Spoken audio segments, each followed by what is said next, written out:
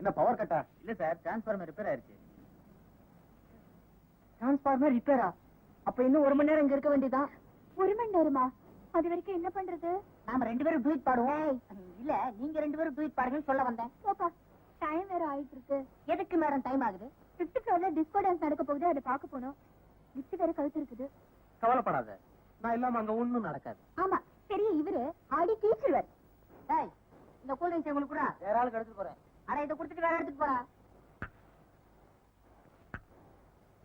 ஐயா குடிங்க, அம்மா குடிங்க.